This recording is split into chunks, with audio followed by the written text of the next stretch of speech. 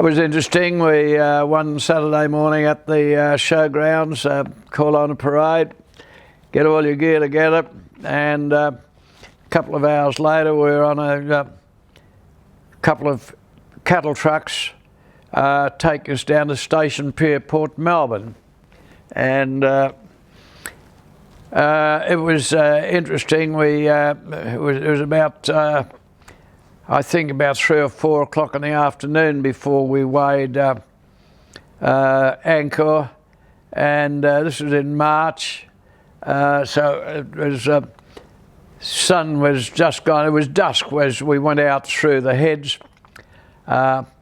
Whither bound? Not a clue, because troop movement, all shipping movements were secret. Troop movements were ultra secret, and nobody told anybody. Nobody was told anybody anything. So we got out through the heads, and we turned port. Well, now that meant, you know, we were sort of talking. I wonder where we're going. We're going to go to Canada, or we're going to go to Rhodesia, because a lot of fellows train in both those places.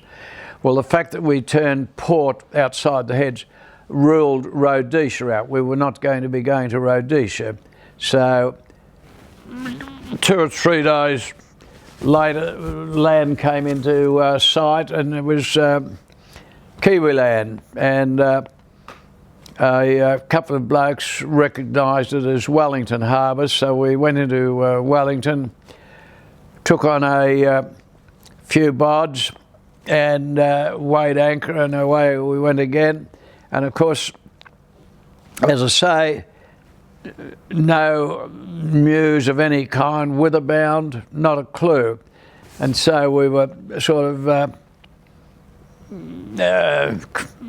conjecturing where might we go. Will we be going around the Cape Horn, the bottom of South America?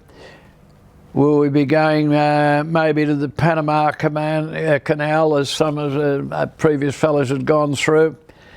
And we had the only way we could have any idea of direction was by watching the where sunrise and sunset were. I think it took us about 13 days to get across from Auckland to Wellington to San Francisco. After a few days, checking our direction, you know, with the watch and pointing the hour hand at the sun, etc. After a few days, we reckoned, well, we're too far north to be going around Cape Horn. After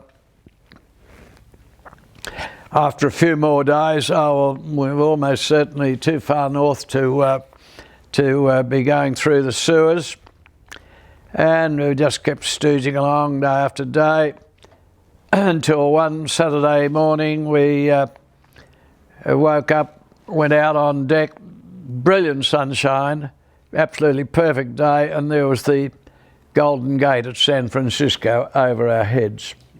And we sat there till about 4 o'clock in the afternoon, and they pulled us in via a floating dock and marched us off, and we got onto a train and spent the next 5 nights and 4 days on a train traversing America, and finished up at a place called Camp Mile Stand. It's about 30 miles outside Boston. Do you remember the name of the ship? Yes, the ship from here, from Melbourne, was the New Amsterdam. It had been a luxury Dutch passenger liner pre-World War II, had been commandeered as a troop ship and taken lots of troops from Australia to the Middle East. It had been revictualled in South Africa. As a point of interest there, just about everybody smoked, so there was no thought in those years that smoking was harmful to you. And we got up to the canteen and bought some cigarettes, and they were called C2C, the letter C, word TO, C2C. And after a couple of puffs, just about everybody said, oh yeah, that's fair enough, C2C, camel to consumer, and that's what they tasted like.